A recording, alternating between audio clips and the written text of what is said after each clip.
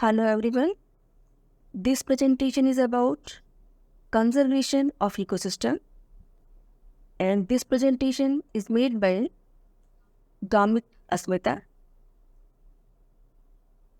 So, what is biodiversity conservation? Biodiversity conservation is the protection and management of biodiversity to obtain resources for sustainable development. Biodiversity conservation has three main objectives: to preserve the diversity of species, sustainable utilization of species and ecosystem, to maintain life supporting system, and essential ecological processes.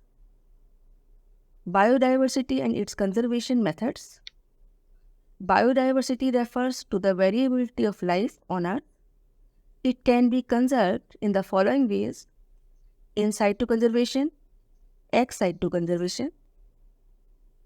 In situ conservation of biodiversity is the conservation of species within their natural habitat. In this method, the natural ecosystem is maintained and protected. The in situ conservation has several advantages.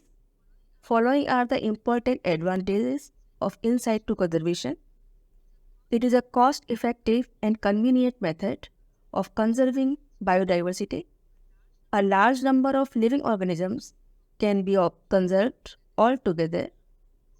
Since the organisms are in a natural ecosystem, they can evolve better and can easily adjust to different environmental conditions.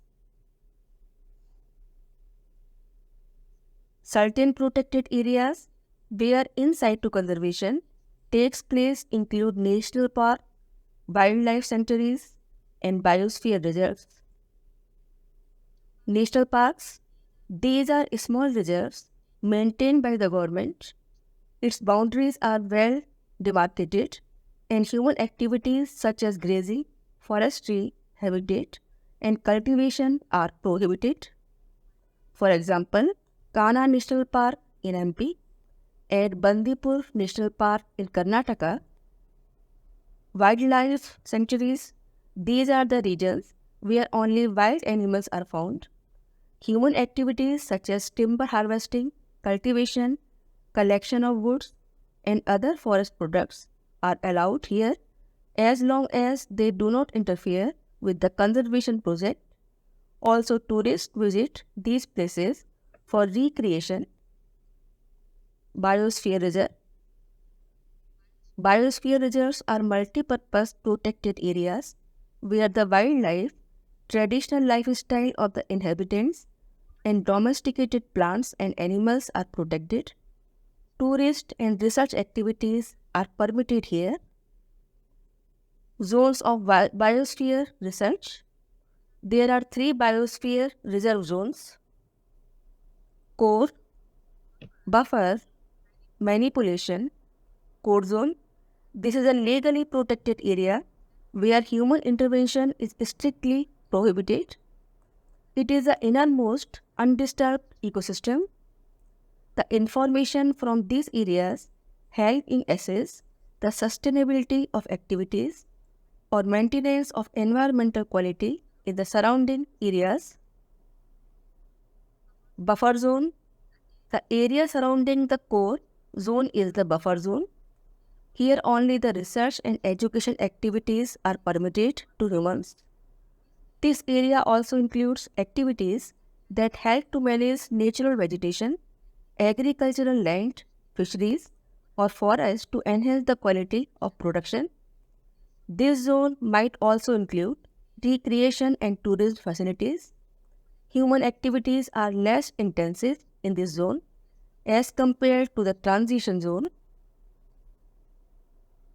So, manipulation zone, it is the peripheral area of a biosphere reserve where human activities like cropping, recreation, forestry, and settlements are permitted with the cooperation of reserve management and local people. Through these activities, the degraded areas is resumed to its natural form.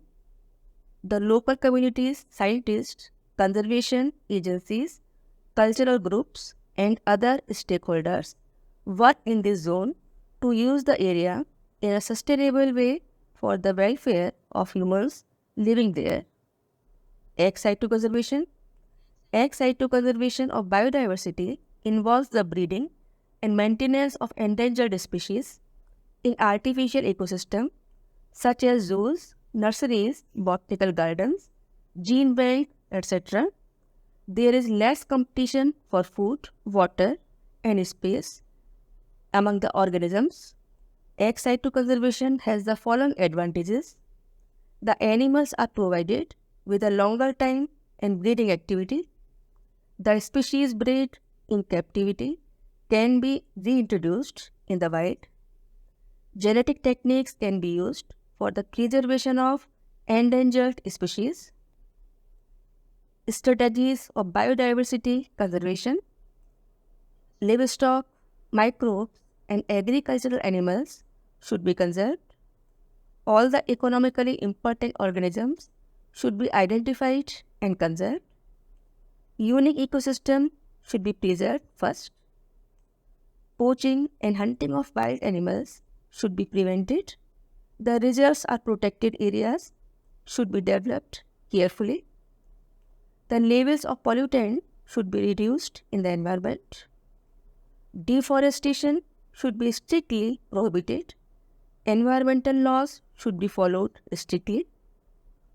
The useful and endangered species of plants and animals should be conserved in their nature as well as artificial habitats. Public awareness should be created regarding biodiversity conservation and its importance. Thank you very much. We will meet our next session.